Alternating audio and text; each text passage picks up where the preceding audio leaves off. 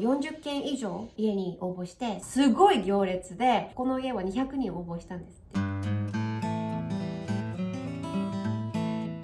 1ヶ月半前くらいに、新しい家主がこの家を買ったので、1ヶ月以内にこの家から出てくださいっていう通知が来ました。そこから私たち4人は新しい家の応募をしまくるっていう、そういう期間が始まったんです。多分全部合わせると40件以上の家に応募して、そして20件以上の見学に行きました。私が今住んでるニューキャッスルはシドニーから人が結構流れてきてるみたいで、もう家賃がすごく高かったりとか、あとは家を見つけるのがすごく大変な状況で、もうこれからどうするんだっ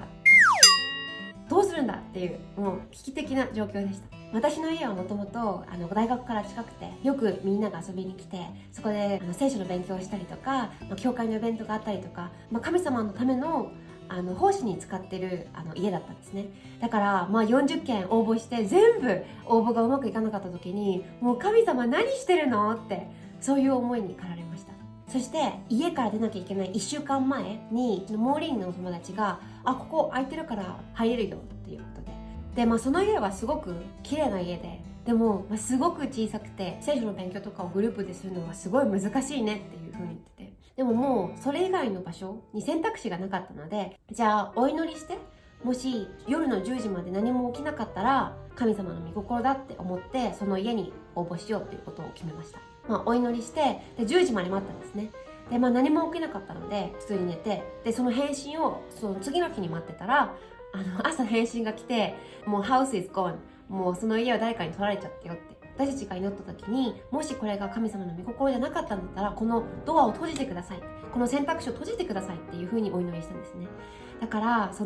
遅かったからダメだってよっていうその返事が来た時に、もちろん家がないっていう状況は困った状況ではあったけれども、神様の御心はこれじゃないんだっていうことが分かって喜んでいることができたんですね。もうその返事が来たのが月曜日の朝で、次の日曜日にはもうこの元々の家を出なきゃいけなかったので、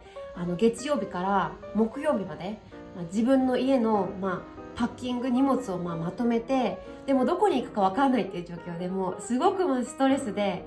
どうしたらいいのって、もう神様助けてくださいって、もうお祈りして、私がもうすごく辛い時はモーリーンが祈っていて、モーリーンがもうダメだってなった時は、私が大丈夫だよ、もっと祈ろうって言って、助け合いながらなんとか来て、でももう一つ水曜日に見学に行く予定だった家があって、でその家はもともと結構何週間か前からこの家いいねって言ってる家だったんですね。でその家のインスペクションをしたらすごい行列で、その行列でそのエージェントの人が、ここの家は200人応募したんですって。で200人もうじゃあそれじゃあもう私たち学生だしもう無理でしょって言って、でもその神様に、もしこの家があなたの御心だったら、どんなことがあったとしてもあなたには可能です。それでお祈りして、で金曜日の朝に電話かかってきて、 You got this house、 あなたたちがこの家をゲットしましたよって。それでもう本当に Praise the Lord、 神様すごいねって言って、大学からも近いし、すごく広くて、